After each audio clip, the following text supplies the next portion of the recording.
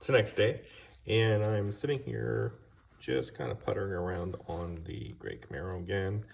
Um, the plugs, pulled a couple of them out of both sides of the engine, and it looks like it's running a little bit lean. So I'm gonna jet up the carburetor and go take it for a test drive and see what happens. You know, still kind of stabbing in the dark at the problem, but certainly all the plugs looked really clean like this, and it does look a little bit lean, so it's probably from the air cleaner. um, just from my experience in speaking with people and going to the dyno, and talking with the dyno guy, um, air cleaners can cut off and restrict the air coming into the carburetor, and that may cause a lean running condition with no air. No fuel is going to be pulled into the engine. So anyway, I'm back to stabbing in the dark, and I'm going to pull the carburetor off the gray car and rejet it. So there you have it. I just got back from test driving the car.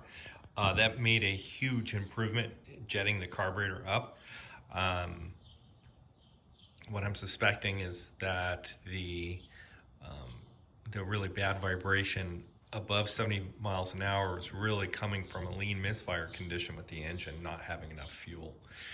And you could see it as evidenced on the spark plug that I showed in the last video. It was kind of turning white, and that's a classic sign of running lean. So it still has a little bit of that lean kind of misfire sound to it. So I'm gonna do some research here real quick, and then I'm gonna probably jet it up again. I only have limited parts, so it started out with 98s in the primary, 95s in the secondary. What it ended up with was 104s in the primary because that's all I had, and then I rotated the 98s to the secondary, so 104 by 98. Ultimately it's probably really needs a rod change of some sort. I don't really want to get into that too much. I don't have the right parts for it and all, but I think I can solve it with one more jet change. Probably go with a 107 in the primary and then 104s in the secondary. And I think that might solve a lean running condition. I jet it up one more time. I do run the risk of, making it pig rich, but fat and happy is the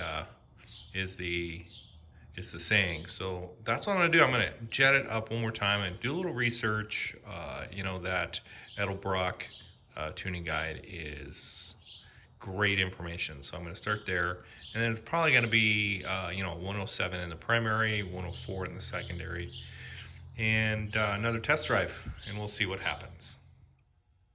Here's the tuning guide from Edelbrock, and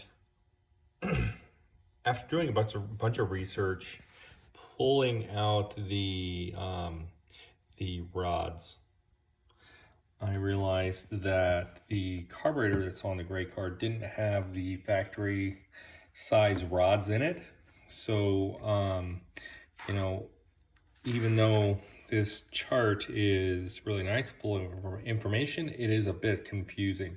So I had, let's see, what did it had? It had 71 by 47s, and that's right here, and that is 0.17 right there, which is more rich, but it also is 0.11, which is right here in the lean zone.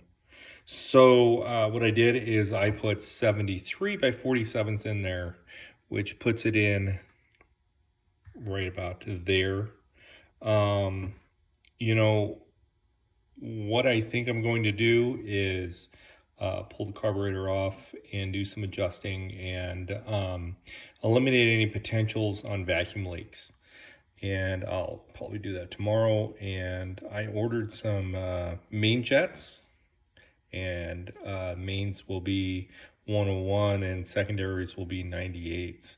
The factory spec is, let's see, 98 primary, 95 secondary, with a let's see, a rod of 75/47.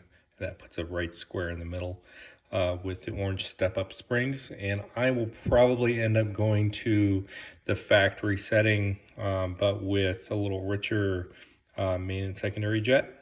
And then, if I still feel as if I'm having a lean misfire or, a big vacuum leak, I'm going to then pull off the intake manifold and put on one of my other intake manifolds. So I bought gaskets and 101 main jets today on Amazon for big money, like $20. And if I can't solve this vacuum leak / lean misfire problem with jetting and so forth, that's what I'm going to do, is tear off the intake manifold and put on probably the factory quadrojet that I got off of the Corvette. Or I have a Victor Jr., which is a lot of manifold for a stock engine, but we'll see. So stay tuned, and we'll go from there. See ya. Bye. It's been an eventful weekend here with the gray car. I've done a lot of work to it, trying to diagnose and to remedy some of the problems, some of the drivability problems that I had with the car. And there was a lot of moving parts and a lot of small things that's really keeping me from getting this engine to run exactly like I want it. And the poor running condition is leading to a pretty violent shimmy at 70 plus miles an hour. This thing should float down the road at 100 miles an hour all day long, and that's what I'm gonna try and go for. Should be able to keep up in our modern traffic, and that means 85, 90 miles an hour all day long with no problems. And it's got the gearing, it's got the engine, it's got the transmission. My other Camaros do it, so I don't understand, and I don't see why the gray car can't do that. So this kind of led me on a journey to really knuckle down and figure out what's going on with this engine / front end. I thought it was maybe front end problems, thought it was maybe these rims and tires, but at the end of the day, what it's really coming down to is perhaps some sort of lean running condition at cruise, causing cylinder to drop off. So that's pretty strange. You go from a shimmy at 70 miles an hour to a lean running condition. But that's what it's coming down to. I replaced the valve springs, thinking that there was a weak valve spring, which, overall you might think that a misfire at cruise or something, or under heavy load, would be a valve spring. I changed the valve covers because the PCV valve was not shrouded by a baffle, and anytime you're under heavy load, the PCV valve opens, and splashing oil up onto that, it's going to draw it right into the carburetor. So change that, put these valve covers on. They have the baffle in it.